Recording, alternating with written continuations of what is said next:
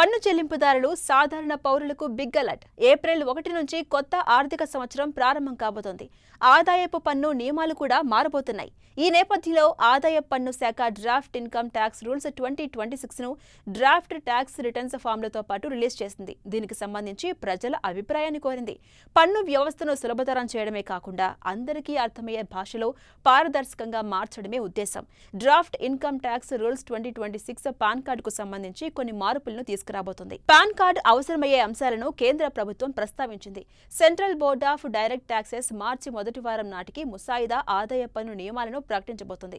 Assessment year 2026-27 కోసం ఆదాయ పన్ను రిటర్న్లను దాఖలు చేసే పన్ను చెల్లింపుదారులు ఆదాయ పన్ను చట్టం 1961 ప్రకారమే రిటర్న్ ఫామ్లు నిబంధనలను పాటించాల్సి ఉంటుంది. అయితే పెద్ద లావాదేవీల విషయంలో నిబంధనలు కఠినంగా మారుతాయి. పాన్ కార్డులకు సంబంధించి రాబోయే మార్పులను ఓసారి వివరంగా తెలుసుకుందాం.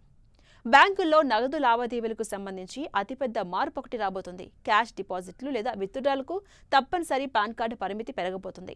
ముసాయిదా నిబంధనల ప్రకారం ఒక ఆర్థిక సంవత్సరంలో 1 లేదా అంతకంటే ఎక్కువ బ్యాంక్ అకౌంట్ల నుంచి 10 లక్షలు డిపాజిట్ లేదా విత్డ్రా చేస్తే పాన్ కార్డ్ సమర్పించాల్సి ఉంటుంది. ప్రస్తుత నిబంధనలకు భిన్నంగా ఉంటుంది. బ్యాంకు లేదా సహకార బ్యాంకులో ఒకే రోజులో 50,000 కన్నా ఎక్కువ క్యాష్ డిపాజిట్ల కోసం పాన్ కార్డ్ సబ్మిట్ చేయాలి. మోటార్ సైకిల్ సహా 4 వీలర్స్ కొనేటప్పుడు వాహనం ధర 5 లక్షలు దాటితేనే పాన్ కార్డ్ సమర్పించాల్సి ఉంటుంది. ప్రస్తుతం వాహన ధరతో సంబంధం లేకుండా వెహికల్ కొనేందుకు పాన్ కార్డ్ అవసరం ఉండేది. తక్కువ ధర వాహనాలు, ద్విచక్ర వాహనాల కొనుగోలుదారులకు ఇకపై పాన్ కార్డ్ అవసరం ఉండదు. కొనుగోలు విలువ ఆధారంగా పాన్ కార్డ్ సమర్పించాల్సి ఉంటుంది. ఒక మాటలో చెప్పాలంటే 2 వీలర్ వాహనాలకు పాన్ అవసరం ఉంటుంది. ముసాయిదా నిబంధనలను ఆమోదిస్తే ఇకపై హాస్పిటాలిటీ, ఈవెంట్స్ రంగంలో కూడా భారీ మార్పులు రాబోతున్నాయి. Hotel, restaurant, banquet hall, convention centre లేదా ఈవెంట్ మేనేజర్కు చెల్లింపు 1 లక్ష దాటితేనే పాన్ కార్డు అవసరం. ప్రస్తుత నిబంధనల ప్రకారం 50,000 దాటిన హోటల్ లేదా రెస్టారెంట్ బిల్లులకు పాన్ అవసరం. పరిమితిని రెట్టింపు చేయడం వల్ల కస్టమర్లు అదనపు డాక్యుమెంటేషన్ లేదా చిన్న మొత్తంలో బిల్లులను ఈజీగా పేమెంట్ చేసుకోవచ్చు.